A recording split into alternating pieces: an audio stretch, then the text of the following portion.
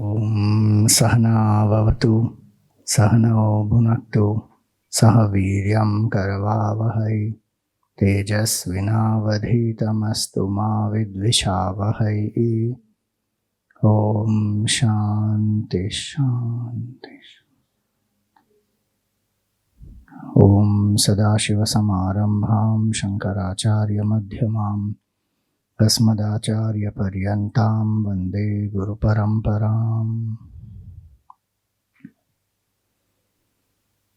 Dakshine Lakshmano Yasya Vame tu Janakatmaja Purato Marutiryasya Tam Vande Raghunandanam. Manojavam Marutatulya Vegam Jitendriyam Buddhimatam Varishtham Vatatmajam Vanarayutha Mukhyam Shri Ramadutam Sharanam Prapadye. Samasta Jana Kalyane Niratam Karunamayam Namami Chinmayam Devam Sadgurum Brahma Vidvaram. Hari Om. Salutations to all. So 2 days, today and tomorrow, we have this session on meditation. So what is meditation?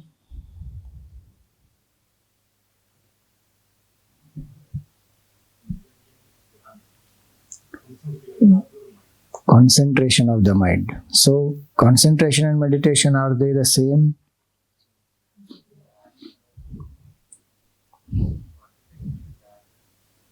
Concentration is dharana, ekagrata, which is one aspect of the process.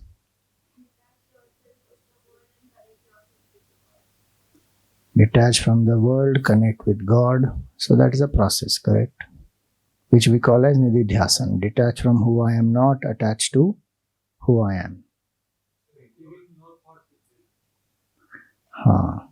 So being thoughtless, okay? So that is what one thinks I want to be. And that's what one is striving for in meditation. But is that what is necessary? Because every night I become thoughtless in deep sleep. Does thoughtlessness really make me different, transform me?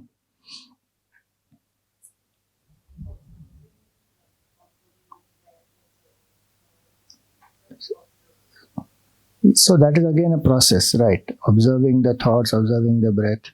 So is meditation as a process, or meditation is something else? Meditation is a state of being. No? Dhyan is not to be done. We do everything else with dhyan. Dhyan is the state, like waking is the state. So that being with God is that state. God is a state of awareness. God is not an action to be done. God is not a process to be followed, right? That state where I'm effortlessly aware of my nature as consciousness, my nature as being one with God, that state of awareness is called dhyan. The process that leads to that is called contemplation or nididhyasan. So in that process, what do we do? Consciousness, we are not creating anything new. Because if I create anything new, or I go through some experience which is something unique, which I have never experienced so far, it is still a state of mind which comes and goes. What one is seeking is the state of mind, state of awareness, which is beyond the mind, which is my true nature, which is the self. And so effortless abidance in that state of consciousness is dhyan. It is not a shunyata. That's why I'm saying it is not blank, it is not thoughtless, it is not zero. Because what is the point of thinking of shunyata? If I think of absence, if I think of blank, what does it make? How does it transform me? One may feel that, okay, all my thoughts have gone, I am so liberated now, I don't have any problems. But that's only temporary, the state of mind which happens to us not only in deep sleep, that happens to us in many times in the waking state also. If you want a practical experience, come to me after the session. One shot I will give you. Instantly you will become thoughtless. Thoughtlessness, what will it do to us? The issue is not a thought. The issue is not thoughts. The issue is I don't know who I am. When I don't know who I am, yesterday in the first shloka, that's what we saw, that ignorance of the self is the cause of my sorrow. I think I am this jiva, I am this body, mind, intellect. That wrong notion, that wrong knowledge, wrong identification is what makes me think I am limited, and then I am seeking happiness in the world outside. So to get out of that wrong knowledge, the process is to detach from who I am not and to assert who I am. My nature is what you were listening to just now in the beginning when I came. Chidananda Rupa, Shivoham, Shivoham. My nature is that infinite consciousness. Here you see in the picture, Bhagwan Ram is in the heart. Sita ji is in the heart of Hanuman ji. Who are Ram and Sita? Ram is infinite consciousness, the truth. Sita is Shanti, Bhakti. If these are there, then my nature is consciousness, and quietude of the mind, surrender of the ego, that is Shanti and Bhakti. That will lead us to the supreme truth. Hanumanji has both in his heart. So, if one understands this very clearly, my attempt in this process of nididhyasana is not to become blank. The whole effort is in the wrong direction if I only try to reduce the thoughts. And suppose I say that, yes, all thoughts have gone. Have all thoughts actually gone?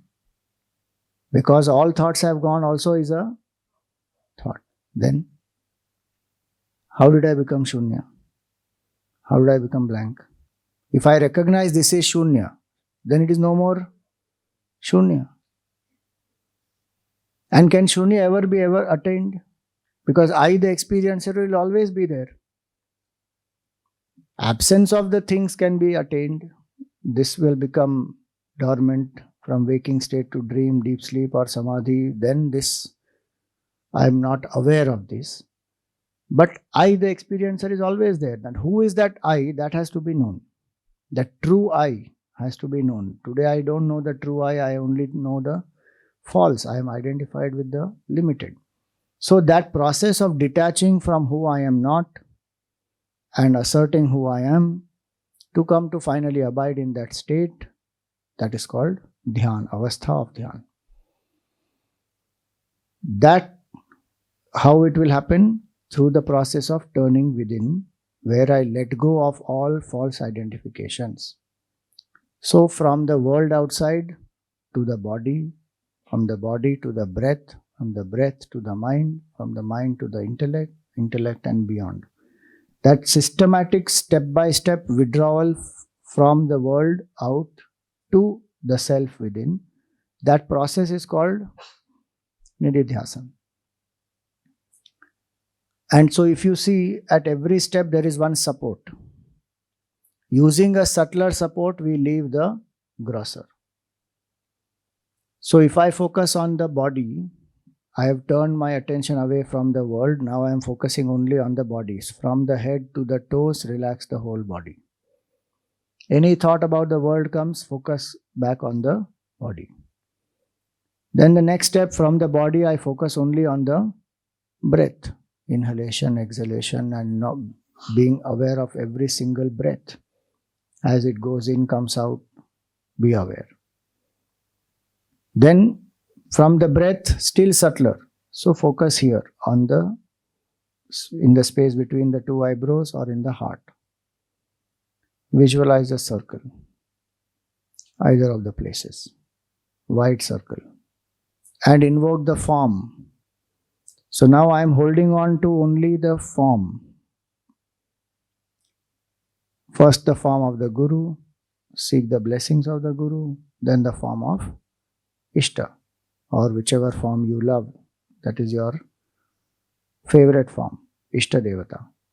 Invoke that form here or here. One can do many other methods of concentration. People use candle, dot on the wall, chakra. Many forms of focus are there. But none of them will engage our emotion. None of them will help to surrender my ego. The form will help me to do that. We build a relationship with the form. And these forms are real. Please remember that. I keep on saying that every time. Because we feel these forms are only created by human beings as a support for the mind. They don't exist. They are all imaginary. They are just created. They are only symbolism. It does not have, they don't exist in truth. That form is as real as this form is. Just that the difference is this form is made up of 5 gross elements. That is not for 5 gross elements. It is the form of Bhagavan, consciousness alone. So the idea here is using the form, I meditate.